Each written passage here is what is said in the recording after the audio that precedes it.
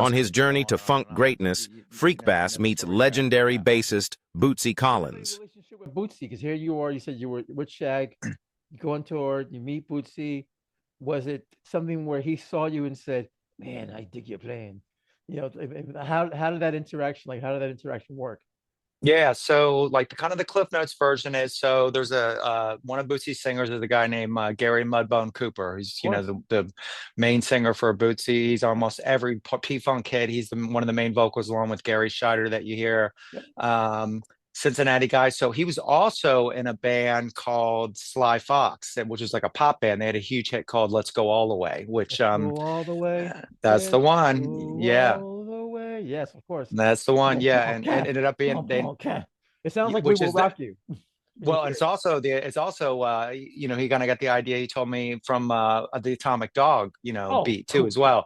Yeah, and Mudbone is the drummer on Atomic Dog. Dennis Chambers was in the Oh. band during that time, Mhm. but Muddy was just in the studio and he had just had the feel and he was just messing around the drums and George was like, "That's the one," and then they ended up recording. That's kind of the way George rolled. If you were catching the groove, that's what we were going to go with. So that's kind of where he started that song. But so he was, I was kind of starting to get my name around town a little bit as a bass player. People starting to know who I was a little bit, and so he was doing demos to kind of reform that band and maybe go out and do some more stuff with that. So he started. I didn't even know about any of the P Funk stuff he was involved with or Bootsy or anything. I was just knew about the Sly Fox thing because that's the terms that he reached out to me to.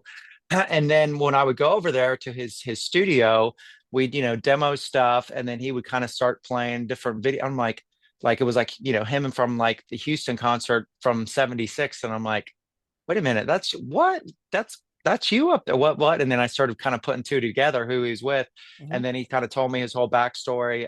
Zap ahead about a year or so, and there's a label out of Japan called P-Vine Records, which Mhm. is really cool because since then they've released one of my albums on the label. But they're like a funk and soul label out of Japan.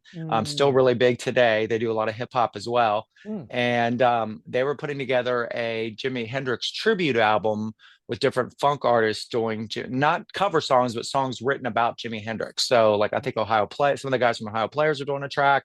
So, Mudbone was doing a track with Michael Hampton, Kid Funkadelic from P Funk. Okay. And he said, "Hey, do you want to play bass on this track?" I'm like, "Well, yeah, of course I do." And he's like, "Cool, well, I'll pick you up on Thursday. Bootsy's going to produce and engineer it. We're going over to his studio just off the cuff." And I was like that cartoon thing. I was like, like, wait a minute, like, wait, where are we going on Thursday? And so it turns out Bootsy was producing and engineering the track.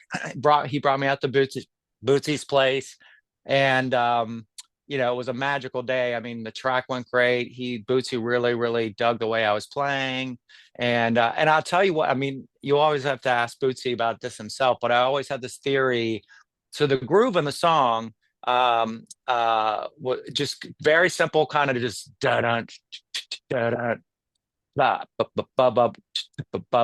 kind of vibe, just like that. And that's literally all I played. And like I have a Mm. feeling when a lot of bass players get around Boot, they want to start immediately kind of start showing off their chops and being like, "Hey, check this out," and probably overplay a little bit. Yeah. I just literally he had me running through all his rig. Like, I mean, it was like you just touched the bass and it shook the house. Wow. And so I just just leaned into the pocket as hard as I could. And Mhm. I think that's kind of one of the things that he kind of dug about what I was doing, that I was just sticking with the song and the groove as opposed to trying to show off my chops or whatever.